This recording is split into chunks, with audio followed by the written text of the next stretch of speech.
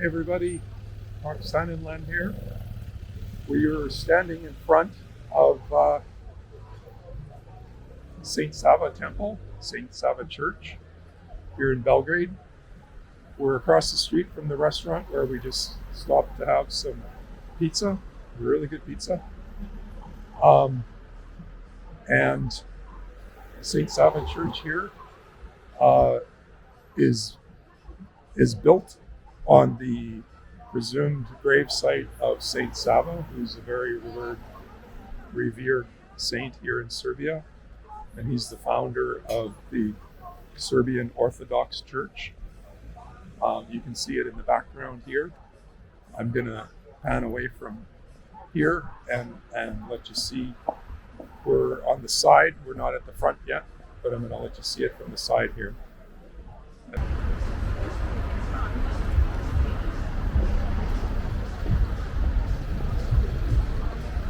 Statue of Saint Sava in front.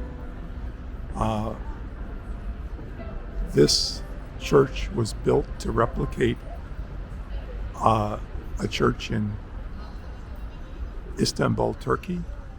It was built to replicate the church in Istanbul called Hagia Sophia, which during the time of the Christian reign was called Hagia Sophia, but during the time of the Ottoman Muslim reign, it was renamed to the Blue Mosque, which is currently called the Blue Mosque. So this is a replication of that same building style.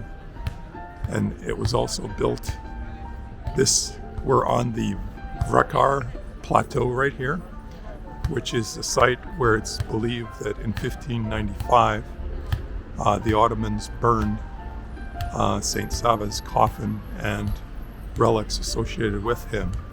So this is presumed to be the site of Saint Sava's grave. And those things were burned following the Ottoman victory over Belgrade in the 16th century, 15th century.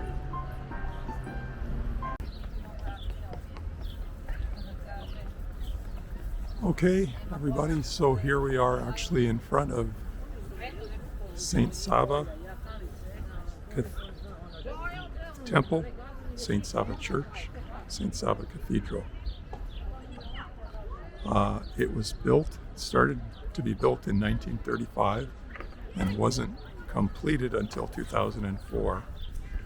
It was partially delayed because of World War II. And the cupola in the center part was completed in 1989. And other massive mosaics in the cupola and in the center area of the church were done in 2016 to 2017 and again in 2019. The cathedral here is apparently the largest Orthodox cathedral in the Balkans and one of the most important cathedrals in the world, built in honor of Saint Sava, who lived 1175 to 1236. He was the first Serbian apostle and the first archbishop of the Serbian Orthodox Church. And the cathedral is constructed on the site on which relics relating to him were desecrated by the Ottoman regime in 1594. Architectural plans were drafted in the 19th century, but it wasn't fully completed it wasn't officially completed and opened until 2004.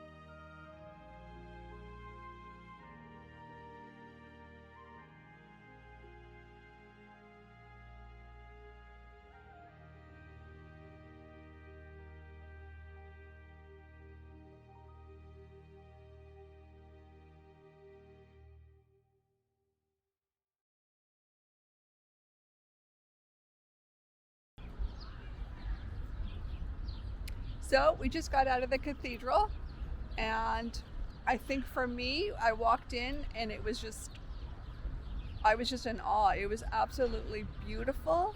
It was so, it was so shiny and bright, and it was beautiful. It was huge. It was. I don't even have the words to describe how pretty it was.